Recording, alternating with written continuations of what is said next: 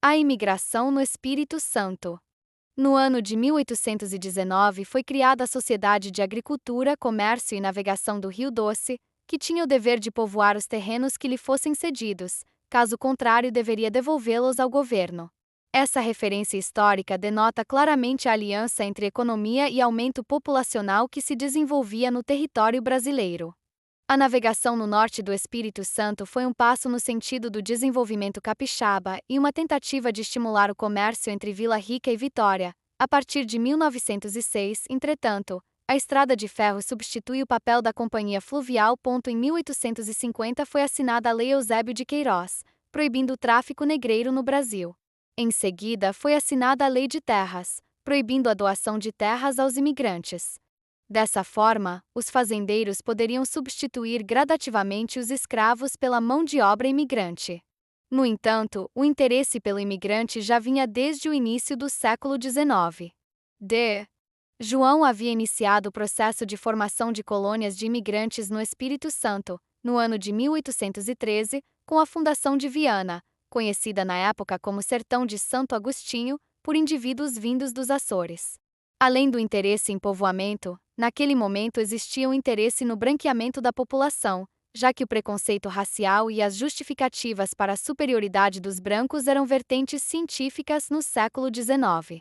Para a administração do período, o branqueamento ajudaria a introduzir o Brasil no contexto social, político e econômico capitalista ocidental. Com o surgimento do sistema de parceria, o processo de imigração passou a ser de grande interesse para os fazendeiros, pois traziam imigrantes para trabalhar em suas terras com promessas que geralmente não eram cumpridas. As dificuldades dos imigrantes passavam por problemas de deslocamento, as vias eram escassas, descaso do governo, ataques de índios, ataques de animais selvagens, discriminação, doenças, etc. Em uma tentativa de amenizar as dificuldades, criaram-se as Caixas Beneficentes 23. Consistia em uma cooperação mútua entre os componentes do núcleo imigrante, com o objetivo de criar recursos para a compra de remédios, garantias de segurança e abertura de vias. Apesar de todas estas dificuldades, havia um interesse mútuo entre imigrantes e o governo brasileiro. Especificamente, o Espírito Santo tinha o interesse de expulsar o indígena, povoar o interior e promover o desenvolvimento econômico.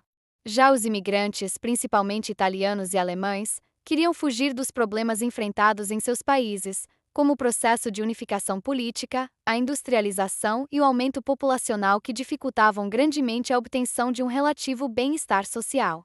Vale ressaltar que o Espírito Santo também contou com imigrantes poloneses e russos que se estabeleceram em São Gabriel da Palha, austríacos estabelecidos na região do Tirol, sírios e libaneses na região de Cachoeiro de Itapemirim, Muqui e Vitória, onde deram grande incremento ao comércio, entre outros.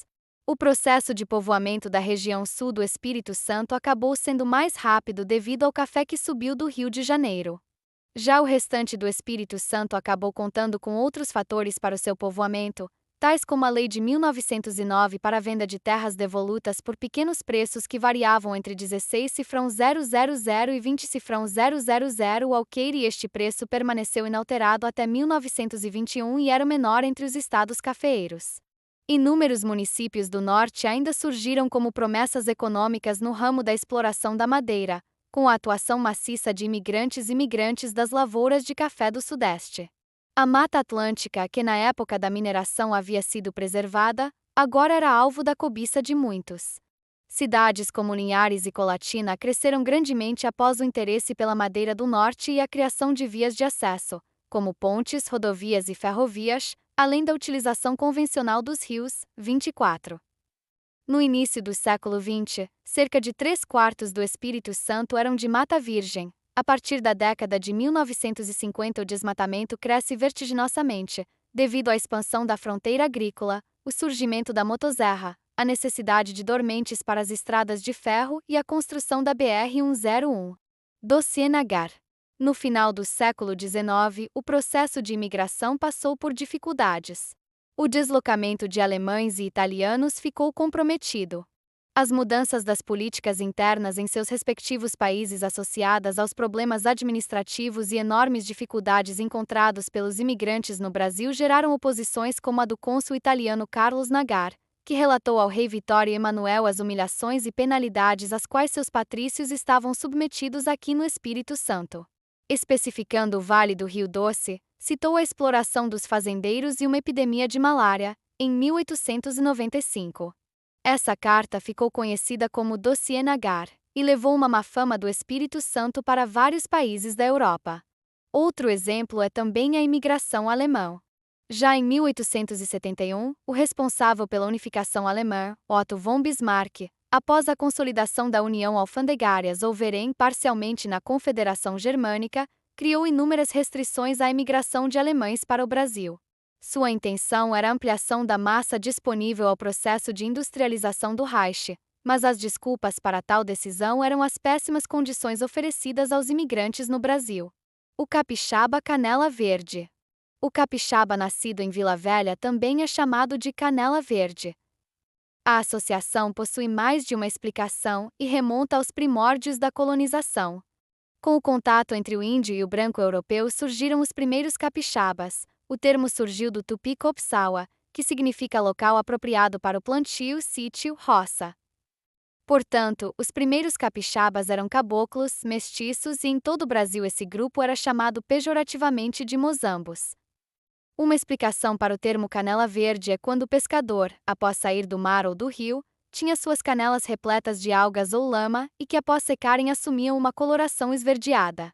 Outra explicação é a utilização de botinas com perneiras feitas de uma lona verde, mas a explicação mais provável refere-se à utilização de um amarrado de folhas ou feixe de ramagem amarrado às pernas, para proteger os vilavelhenses de espinhos durante a caça ou qualquer eventualidade que exigisse entrar na mata.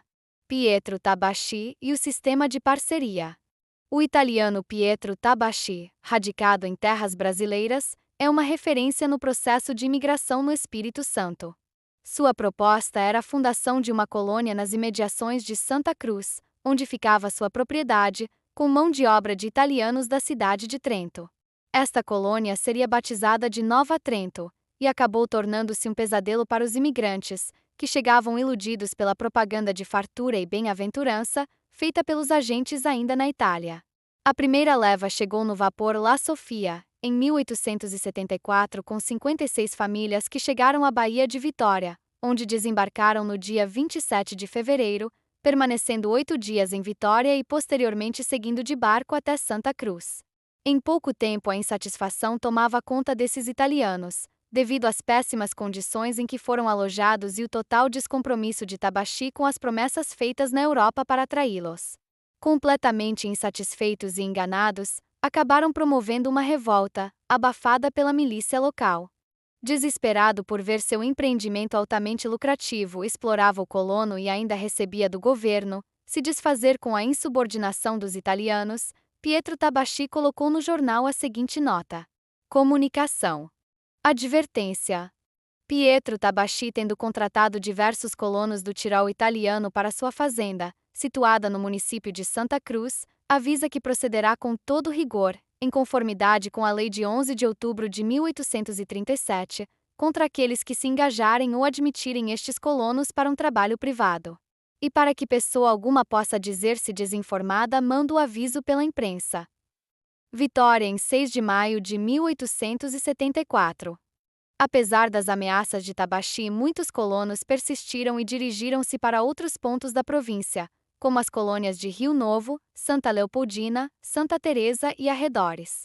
Após essa primeira experiência, outras a sucederam, mas, ao contrário do que aconteceu com a primeira leva, os novos colonos não foram designados aos locais combinados, e começaram a atender às necessidades e conveniências do Serviço de Mediação de Terras, 26. De acordo com o Instituto Histórico e Geográfico do Espírito Santo, o pioneirismo de Tabasci torna Aracruz o berço da imigração italiana no Brasil, uma vez que as expedições comerciais italianas só começariam a chegar a São Paulo e ao sul do Brasil em 1885.